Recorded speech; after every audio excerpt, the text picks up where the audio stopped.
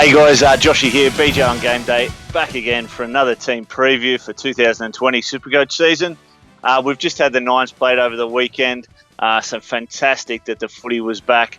Obviously this is just a little bit of a delayed release on YouTube, but yeah, fantastic to see a lot of players go around in the Nines and go fantastic, but a few injuries as well. But what we're going to do, guys, we're going to get onto the Brisbane Broncos. Now, the Broncos finished 8th in 2019. Welcome back to the Brent Hampton. He's run through the last couple of teams for us, which has been great. But now you get Joshy back. So, guys, you'll see come up on the screen there the NRL.com predicted round one team. There's definitely a few things in here I disagree with, so we'll run through those. But let's just have a chat about the Broncos and what a forward pack they've got. Look, obviously last year, the emergence, the superstar Payne Haas. Wow, absolutely amazing. 181,000 he started last year. I'm pretty sure it was close enough to bottom price. Might have been 20,000 above, but finished the season around about 680,000. With the new season and the change in pricing, his average from last year, he is currently priced at 728,000. So a lot of money to get a guy like this into your team. But I think he's around about the second or the third most popular player. He only had 2 scores under 60 last year. They were both above 50 as well. So 20 games he played last year. He missed the first 4 games of the season. He played 20 games last year, and 18 of them, a 90% rate, was above 60. Now, guys, there's a 60-60 stat where people talk about 60% of the time being above 60. Payne Haas was 90% above. So, look, the consistency behind this guy, the minutes he plays, the work rate, his base stats are absolutely huge. They're just off the chart. In those 20 games, 11 of those games, his base stats even were over 60. So, forget about the line breaks, forget about the tries, forget about anything like that. His base stats are just absolutely huge. At any stage of this season, he is going to be a must-have. The only thing will take him out of that contention is injury. Look, yeah, he's probably one of the best front rowers we've seen in a long, long time. You're going back to, obviously Supercoach has only been around that sort of 8 years, but beyond that, your Lazaruses and your Webkes and things, they didn't have the work rate or the ability that this guy's got. You look at Taumalolo, who I sort of see more as a 13. But similar kind of style of player there. So Payne Haas for me, definitely in my team. Can't start the season without him. He might be expensive, but I can't see his price dropping much below, where it is now. It may get down to about 650, but trying to time that the right week to get him in, absolutely impossible. So I think you've got to start with this guy, and just hope the consistent scores continue. Another couple of players a lot of people are looking at, David Fifita in the back row and TPJ, Tavita Pangai Jr. Now, these guys, again, massive excitement machines.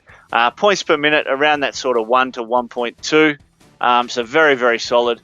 David Fifita had some, weaker minutes earlier last year, but finished the season off stronger than anyone. I'm pretty sure his 3-round average to finish was 100. His 5-round average to finish was 85. So, and then a fantastic campaign in the World Cup Nines. Really, really good young footballer. Great at everything. Beautiful athleticism, tackle busting, offloads, line breaks, but brilliant in defence as well. So again, really the complete package as well, much like Payne Haas. Tavita Pangai Jr. probably doesn't have the consistency in there that you'd like to see. Fifita definitely developed that over last year, and that's what we'll sort of come to expect again. Pangai Jr., a little bit more inconsistent, niggly injuries here or there, but brilliant nonetheless. Now, and what I do love about this guy is how he interacts with super coaches. He knows the game's out there, and he is definitely a big fan of it. We've seen in interviews in past times that he's always trying to get the best scores possible, as many offloads as possible, provided certain coaches would allow him to. So very excited to see him play again next season. And both of those guys will find themselves in plenty of teams.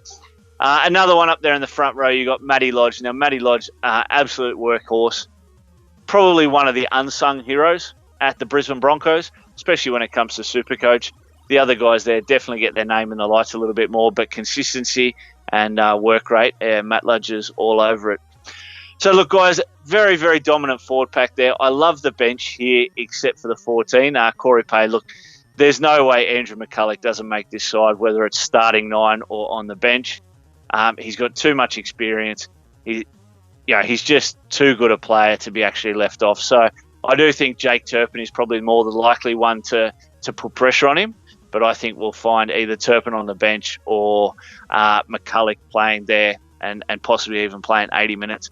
Joey Ofahengaue is probably a little bit of a sleeper. Now, he just needs to get more minutes. He's never really pushed himself into one of those starting positions. So we really only see him play between about that 35 to 50 minutes per game. His points per minute is 1.1. I think it's 1.12. So that's absolutely fantastic. And, he averages sort of around that 48 to 50 points. Very, very solid, but he just can't sort of, force his way into that squad with the superstars they've got in the starting 13. So definitely one to watch out for if there are any injuries to the guys above, because he'll be the one who comes into the starting squad. Patrick Carrigan and Thomas Flegler, both very, very good young players, priced around that sort of 250 to 300,000. Look, they do need to get more game time. As you say, when you've got such dominant ones in the top 13 there, very, very hard for them to get minutes on the field that make, an impact in Supercoach. So we'll just sort of have to watch out for that one. And again, injuries will be the main part that brings them in as a factor. Probably the problem I see with the Broncos would be their backline. Now, whether it's due to the inconsistency, whether it's due to the inexperience in certain positions, look, they really just haven't fired. They've obviously signed Brodie Croft from the Storm. He was let go in favour of obviously Jerome Hughes starting in the 7 for the Storm, and has found his way to the Broncos. So very, very good young player. Looks fantastic, in the preseason, and will most likely be that pairing there with Anthony Milford in the 6.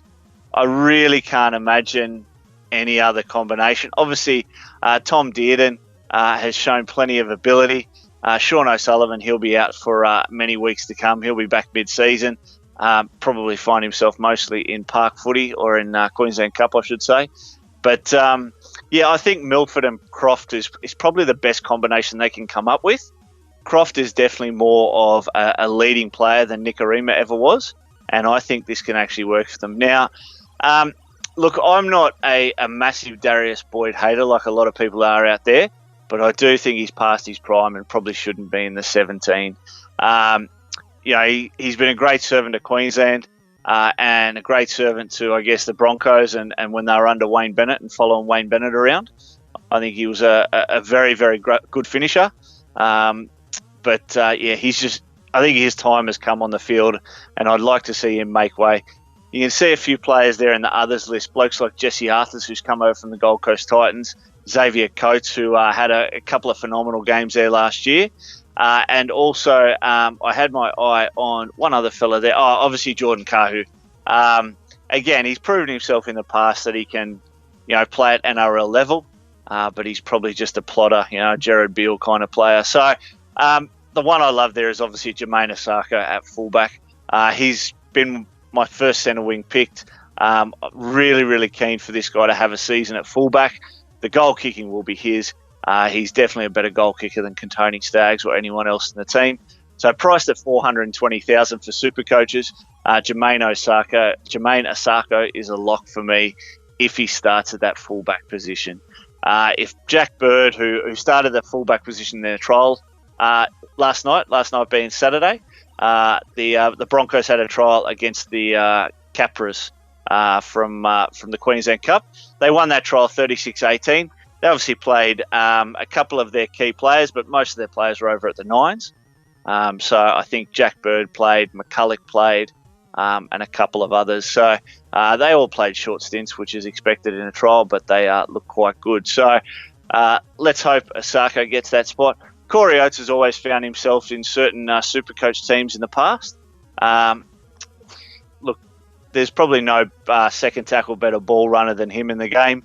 When obviously Jermaine Osako brings that ball back, his second hit up is always fantastic. He makes plenty of long-range tries. For a big guy, he's so quick. There was always talk about going him into the back row, but with how stacked they are in the forwards, there's no chance of that happening, and he should still have the leg speed to be effective on the wing. Great under the high ball.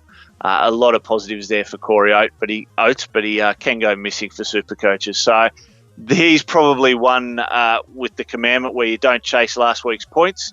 He'll be a big one there because there'll be the weeks that he scores 120 or 130, and then he'll follow it up with a 10, a 15, or a 20. So got to be wary of that one. But guys, probably not too much. As I said in the pod video, it's probably not too much that's unexpected at the Broncos with regards to Supercoach players. It's one of those things. I think we know most of their players. There's not really any expectation for guys to come from outside that 17 squad, from that top 30 and break their way in and play a full season, which you may get at some other teams. So you'll see there their draw for 2020, and round 12 they've got the bye there, so they're in that first bye round. Again, making round 16 most of the top teams that'll play. So very good. After round 12, we'll basically be able to get our teams set up for that run home, as most of your top 8 sides from last year will be playing in that round 16, and we'll be able to settle our Supercoach teams. A little bit of a tough opening for the Broncos. The Cowboys and the Titans in the first couple of rounds, not too bad, but they do play the Bunnies. Very good-looking Panthers side in the 9, and then you've got teams like the Sharks and the Eels and Manly up until round 8. So some interesting games there for the Broncos. I'd probably tip them to be around about sort of 4-4 by round 8, and hopefully get stronger as the season goes on. Guys, don't forget the BJ on Game Day group code there, 218667 up in the top corner. We will be doing a Fix My Team. If anyone's jumped onto this beforehand, I'm not too sure this video will come out before we do that one, but next week Bogan and I will record a Fix My Team. We're going to take around about sort of 5 or 10 teams that people have submitted, and we're going to spend a couple of minutes on each one and just see if we can correct a few weak links in your teams to start the season and hopefully get you a little bit further up the ladder. I've been very active in the last couple of days with the Nines of not so much changing my team because of the Nines, but just with that footy fever back, I have been changing my team around and seeing who's what and where they can go. So it was great to see in the Nines players like Tristan Saylor, Scott Drinkwater, those guys really performing, and a few others like Jai Arrow and such. So really, really excited for the next couple of weeks. All-Stars game this weekend, which will be great. And then we're not too far away from round 1 kickoff. Thanks very much, guys, and we'll see you in the next video for the Mighty Sharks. Hey guys, Joshy here. Thanks very much for joining us for another episode of BJ on Game Day. Make sure to hit that like button, subscribe, hit the bell on YouTube for all your notifications. If you do want to follow us on Facebook, you can find us there at BJ on Game Day, and on Twitter we're at BJ on Game Day as well. So guys, we'd really like your support with that. Follow us so we can know you guys are enjoying the content. Thanks very much.